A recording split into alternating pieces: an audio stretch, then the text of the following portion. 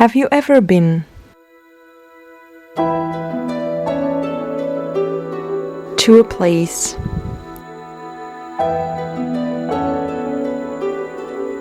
famous for its beach, war history, and museum?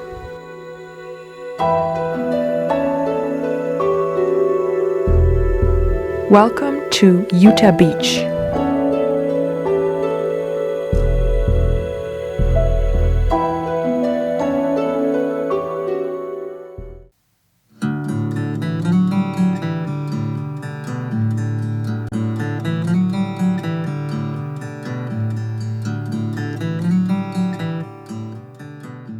Hello everybody, we are on our second stop here in Normandy at the D-Day beaches, and we just arrived on Utah Beach. So before you saw that we were at the Airborne Museum at Sainte-Mère-Église.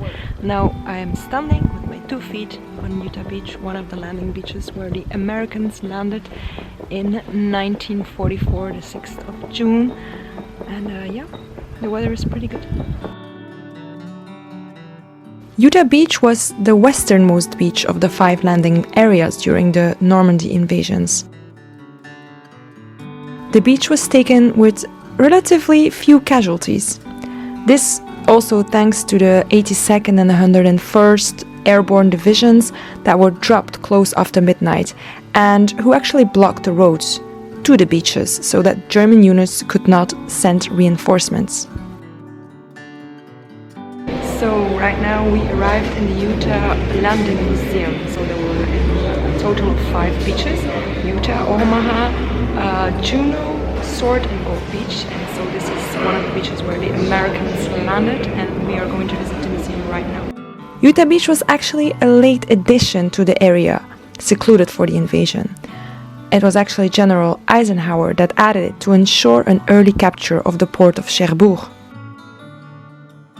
This was the guy who was in charge of the landing on Utah Beach and also of the parachuters of the 82nd and 101st Airborne Division. And this is the uniform of General Collins, which I showed you earlier. And normally there would have been only 3 beaches, but it was too far from a major port, so they added another one, which was Utah Beach, right here. At 5:50, the warships that were at sea, they opened fire on the beach batteries. But at 6:30, H hour on D-Day, all bombardments stopped because the landing would take place.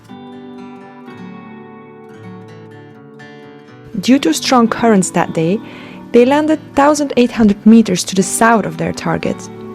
But this was actually a lucky error, something good that happened, because the German defenses were less concentrated and there were less obstacles over there. By 12, midday, the contact was made with the paratroopers of the 101st Airborne Divisions. He jumped to Utah Beach on D-Day. He was a paratrooper, and he jumped in Sainte-Mère-Église on D-Day. For a landing that started with such a terrible confusion, the Utah Beach landing ended as a spectacular success. So in the Airborne Museum, we saw the museum. It was a museum about the paratroopers that landed in Sainte-Mère-Église. And here in this museum, they explain actually that the key to victory was the link between the paratroopers and the amphibious forces. So here on Utah Beach, there were 865 ships that arrived, bringing more than 20,000 men across the channel. And also this channel was with a lot of mines there, so it was not that easy. So in total there were 5,300 ships, all the beaches, 865 here on Utah Beach.